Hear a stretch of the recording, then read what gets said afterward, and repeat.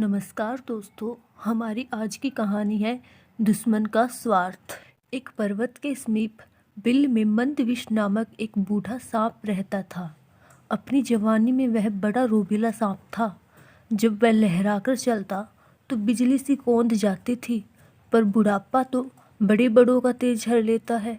बुढ़ापे की मार से मंदविष का शरीर कमजोर पड़ गया था। उसके विष दंत हिलने लगे थे और फुफकारते हुए दम फूल जाता था। जो चूहे उसके साए से भी दूर भागते थे, वे अब उसके शरीर को फांदकर उसे चिढ़ाते हुए निकल जाते। पेट भरने के लिए चूहे के भी लाले पड़ गए थे। मंदविष इसी उधेड़-बुन में लगा रहता कि किस प्रकार आराम से भोजन का स्थायी प्रबंध किया जाए। एक दिन उसे एक उपाय सूझा और उसे आजमाने के लिए वह दादुर सरोवर के किनारे जा पहुंचा। दादुर सरोवर में मेंढकों की भरमार थी। वहां उन्हीं का राज था। मंदविष वहां इधर उधर घूमने लगा। तभी उसे एक पत्थर पर मेंढकों का राजा बैठा नजर आया। मंदविष ने उसे नमस्कार किया। महाराज की जय हो। मेंढक राज चौंका। तुम तो हमारे बैरी हो। मेरी जय का नारा क्यों लगा रहे हो? मंदविष विनम्र स्वर में बोला, राजन, वे पुरानी बातें हैं। अब तो मैं आप मेंढकों की सेवा करके पापों को धोना चाहता हूँ, श्राप से मुक्ति चाहता हूँ। ऐसा ही मेरे नागुरु का आदेश है। मेंढक राज ने पूछा, उन्होंने ऐसा विचित्र आदेश क्यों दिया? मंदविष ने मनगढ़ंत कहानी सुनाई। राजन, एक दिन मैं एक उद्यान में घूम रहा था। वहाँ कुछ मानव बच्चे खेल रहे थे। गलती से एक बच्चे का पैर मुझ पर पड़ा और बचाव स्वभाववश मैंने उसे काटा। वह बच्चा मर गया। मुझे सपने में भगवान श्री कृष्ण नजर आए और श्राप दिया कि मैं वर्ष समाप्त होते ही पत्थर का हो जाऊंगा।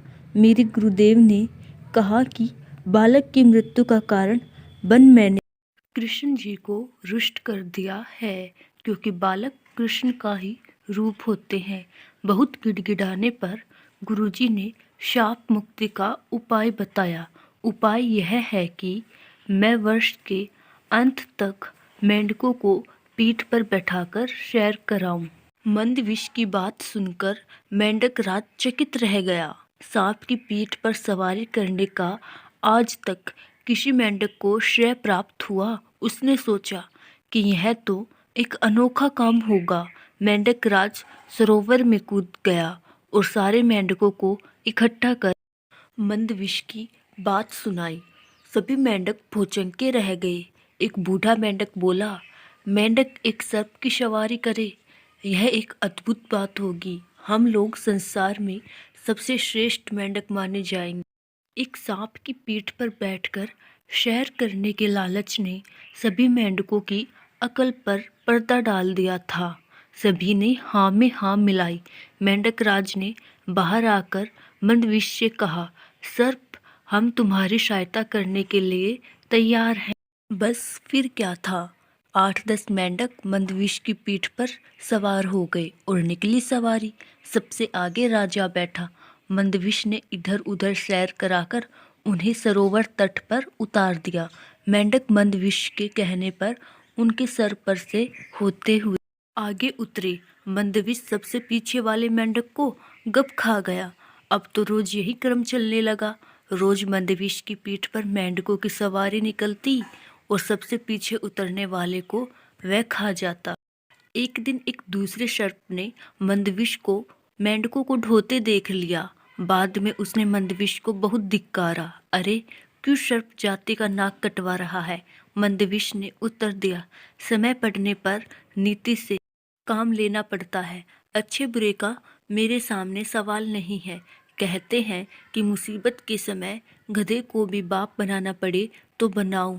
मंदविष के दिन मजे से कटने लगे।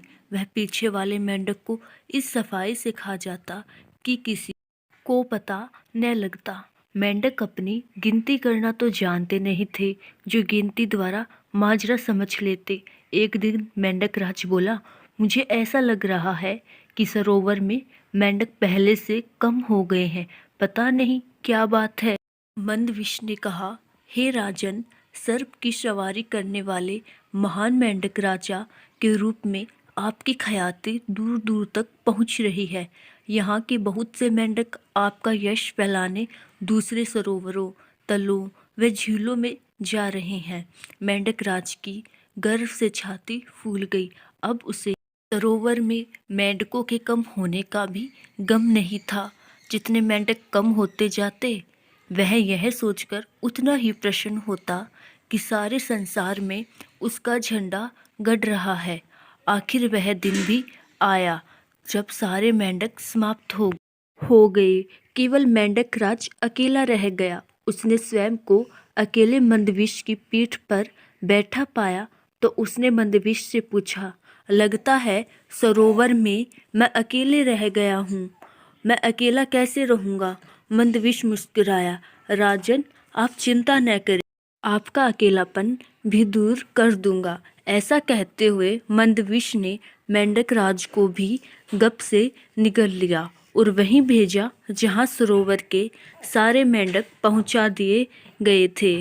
तो दोस्तों, आशा करती हूँ कि आपको मेरी कहानी अवश्य पसंद आई होगी। धन्यवाद।